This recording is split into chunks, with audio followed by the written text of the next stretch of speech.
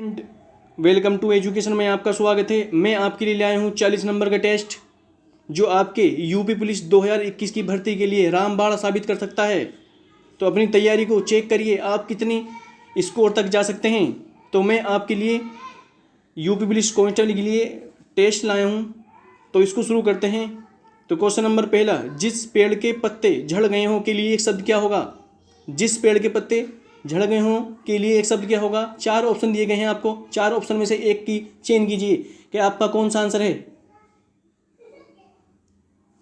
तो इसका आंसर होगा ए पर्णा, यानी कि बी। जिस पेड़ के पत्ते झड़ जाते हैं उसको ए पर्णा बोला जाता है,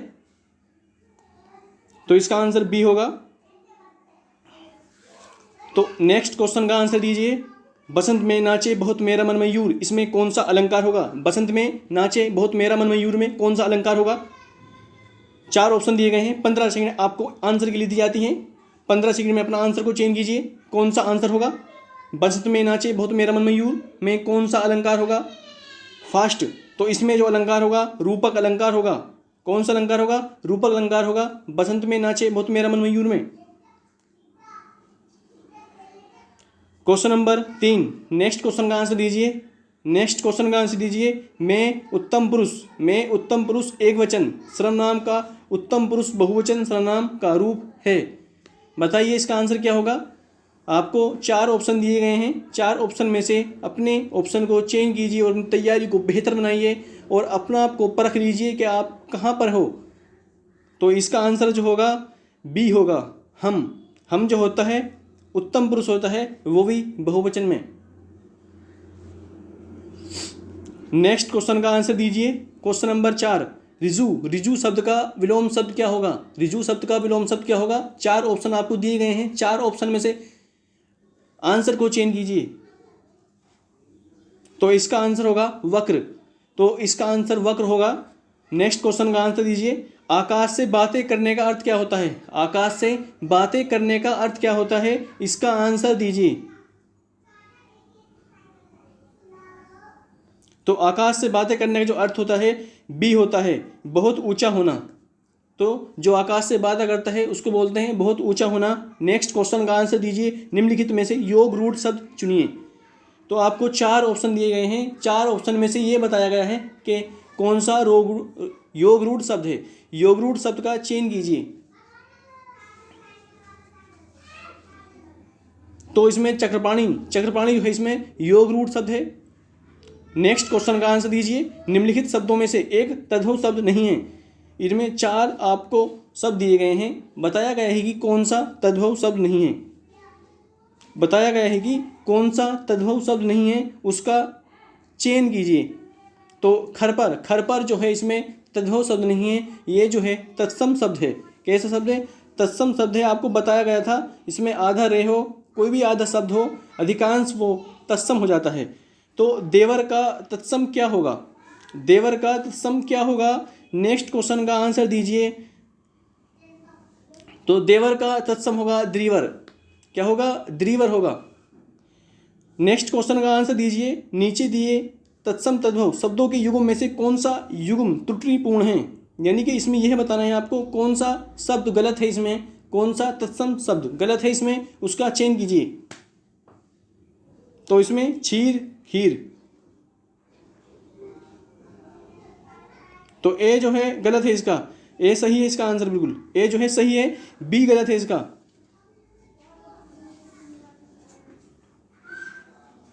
नेक्स्ट क्वेश्चन का आंसर दीजिए। साधारणीयकरण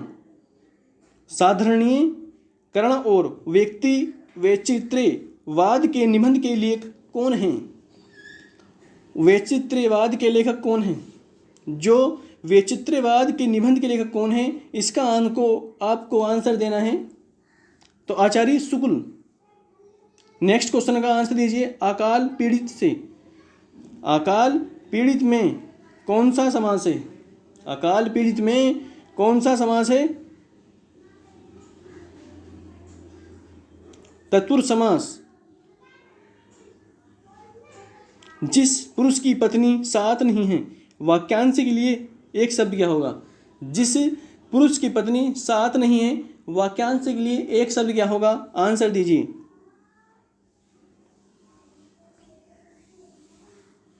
तो होगा विपत्नीक। इसका आंसर होगा विपत्नीक। क्वेश्चन नंबर 13, छलिया कहानी में कौन सा तृतीय निहित है? छलिया कहानी में कौन सा तृतीय निहित है? 4 ऑप्शन दिए गए हैं, 4 ऑप्शन में से अपना आंसर को चुनिए और अपनी तैयारी को बेहतर बनाइए। यूपी पुलिस 2021 की भर्ती 52,000 आने वाली हैं भाइयों, फोकस करके अपना गोल बना लो और आपके यूपी पुलिस 2021 की वर्दी लेके ही दम मानो।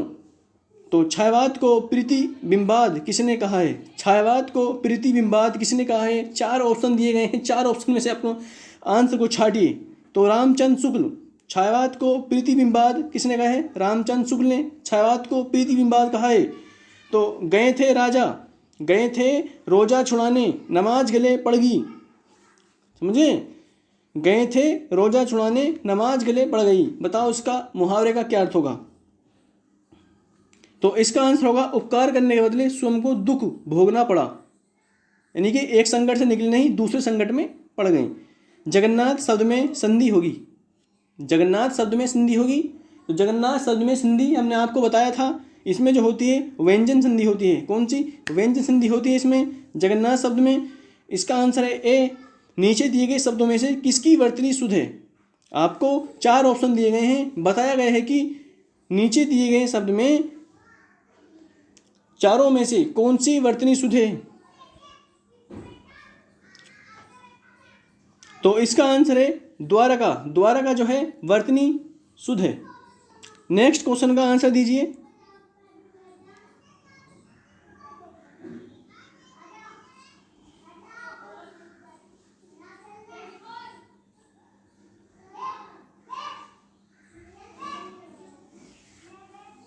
निम्नलिखित में से शुद्ध वर्तनी वाला शब्द कौन सा है?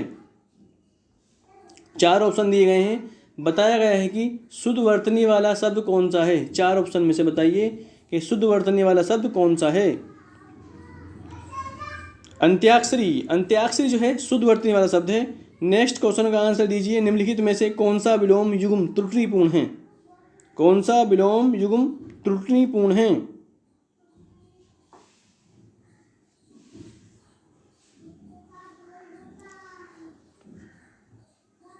तो इसका आंसर होगा डी। नेक्स्ट क्वेश्चन का आंसर दीजिए। क्वेश्चन नंबर 20,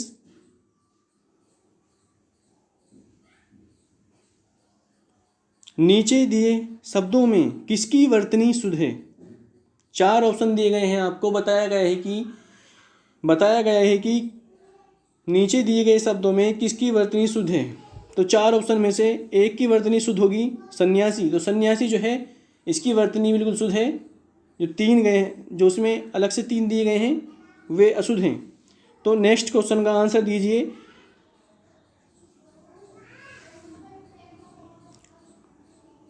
तो आपका नेक्स्ट क्वेश्चन है क्वेश्चन नंबर 21, निम्नलिखित में से कौन सा विलोम युग्म त्रुटिपूर्ण है? 4 विलोम शब्द दिए गए हैं आपको, बताया गया है कि कौन सा विलोम शब्द त्रुटिपूर्ण है।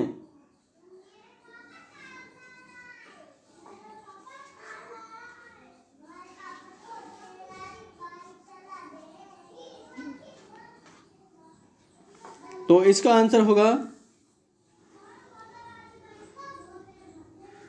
इसका आंसर होगा ए, आमिष का सामिस। आमिष का सामिस ये गलत है। निजवाचक सर्वनाम के संबंधीवाची रूप के एक वचन की पहचान करें।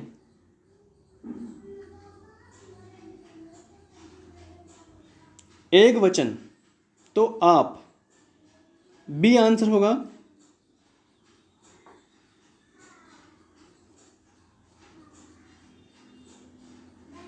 नेक्स्ट क्वेश्चन का आंसर दीजिए। दशरथ के प्राण राम के लिए आकुल थे, वाक्य में मुख्य विशेष्य बताइए। दशरथ के प्राण राम के लिए आकुल थे, में मुख्य विशेष्य बताइए। तो प्राण जो है इसमें मुख्य विशेष्य हैं, जो आपको प्राण दिए गए हैं मुख्य विशेष्य हैं। निम्नलिखित में कौन सा शब्द विशेषण नहीं है? निम्नलिखित में कौन सा शब्द विशेषण नहीं है? तो आपको 4 ऑप्शन दिए गए हैं, बताया गया है कि कौन सा शब्द विशेषण नहीं है। तो कौटिल्य जो है इसमें विशेषण नहीं है, ये एक संज्ञा है। संज्ञा है व्यक्तिवाचक। राम की गाय चरती है वाक्य में कौन सा कारक है? राम की गाय चरती है वाक्य में कौन सा कारक है? तो इसमें संबंध कारक होगा। हमने बताया था आपको, जहाँ पे की हो, का हो, रा हो, री हो, वहाँ पे संबंध कारक होता है। तो इसका आंसर जो होगा डी होगा।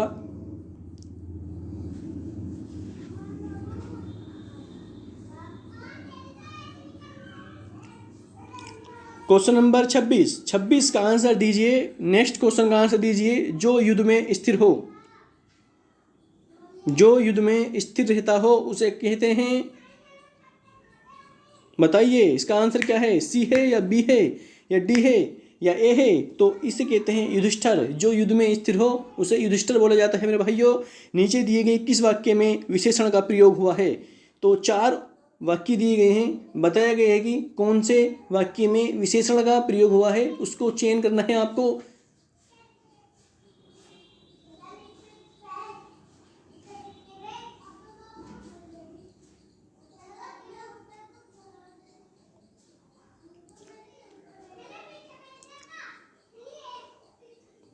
सी आंसर है इसका।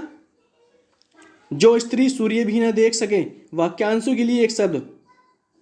जो स्त्री सूर्य भी न देख सके, वाक्यांश के लिए एक शब्द क्या होगा? डी आंसर होगा ए सूर्य पश्या। जो हमेशा रहने वाला है उसको कहते हैं, जो हमेशा रहने वाला है उसको कहते हैं के लिए आंसर क्या होगा? जो क्वेश्चन आपका 29वां क्वेश्चन का आंसर दीजिए। 15 सेकंड आपको मिलते हैं आंसर चेंज करने के लिए। तो इसका आंसर होगा शाश्वत।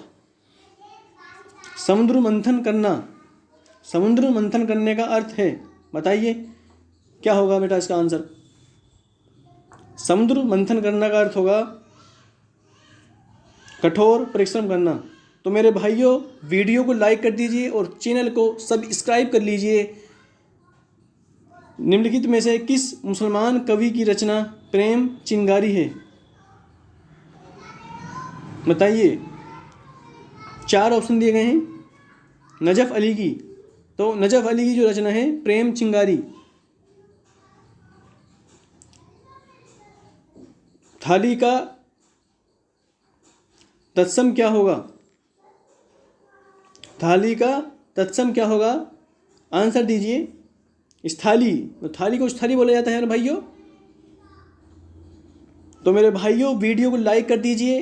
हम आपके लिए ही वीडियो बनाते हैं, इसी से हम मोटिवेट होते हैं। आचार्य रामचंद्र शुक्ल का हिंदी साहित्य में किस विद्या में प्रवेश हुआ? आलोचना। ये आंसर इसका इंद्रिया का विशेषण शब्द है। इंद्रिया का विशेषण शब्द है।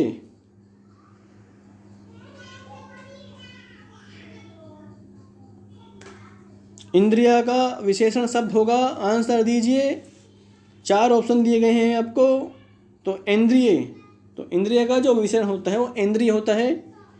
वही मनुष्य है कि जो मनुष्य के लिए मरे के रचयिता कौन है? यानी कि ये किसने कहा है? वही मनुष्य है कि जो मनुष्य के लिए मरे। सही बात है, बिल्कुल। तो इसका आंसर होगा मैथिली शरण गुप्त ने कहा है। वर्णमाला किसे कहते हैं? वर्णमाला किसे कहते हैं? हमने आपको बताया था कि वर्णमाला जो कहते हैं, जो वर्णों के व्यवस्थित समूह होते हैं उसको वर्णमाला कहा जाता है।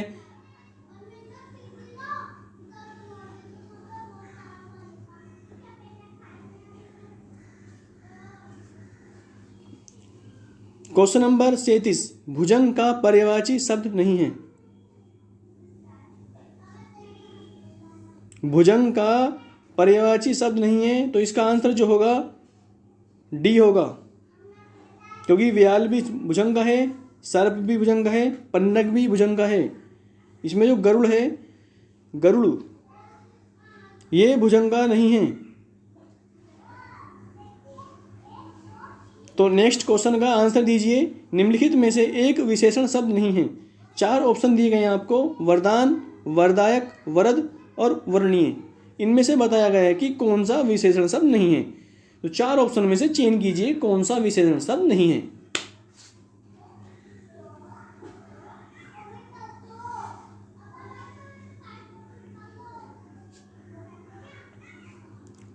तो इसका जो आंसर होगा वरदान होगा। वरदान जो है विशेषण शब्द नहीं है।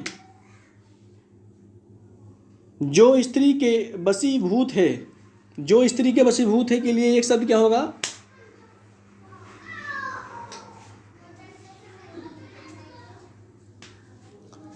तो इसका आंसर होगा स्त्रैण। बी आंसर है इसका।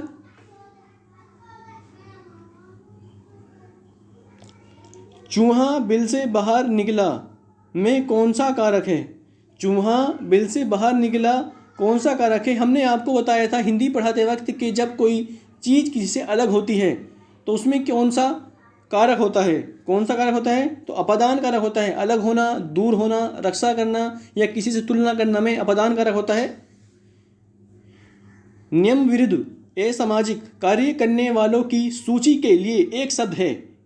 नियम विरुद्ध असामाजिक कार्य करने वालों की सूची के लिए एक शब्द होगा के लिए आंसर बताइए। 4 ऑप्शन दिए गए हैं आपको, 15 सेकंड आपके लिए आंसर के लिए दी जाती हैं। तो आपको आंसर का चयन करना है काली सूची। काली सूची में जो है इसका सही आंसर है। तो संहार का सही संधि विच्छेद क्या होता है?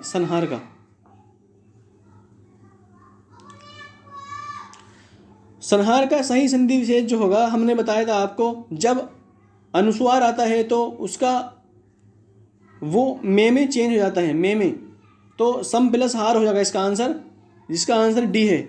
निम्नलिखित में यण संधि कौन सी है?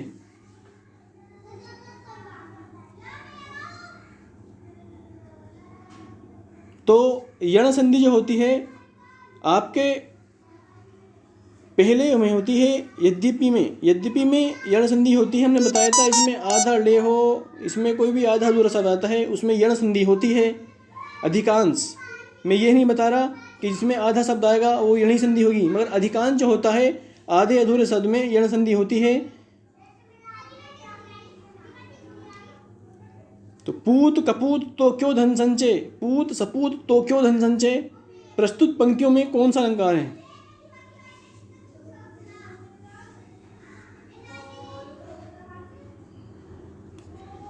तो आपको बताया गया है पूत कपूत तो क्यों धन संचय, पूत सपूत तो क्यों धन संचय में कौन सा अलंकार है? तो इसका जो आंसर होगा लाटा अनुप्रास होगा।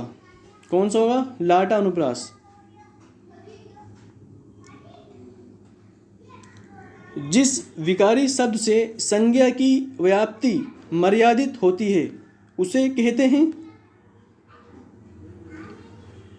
जिस विकारी शब्द से संज्ञा की व्याप्ति मर्यादित होती है उसे कहते हैं विशेषण।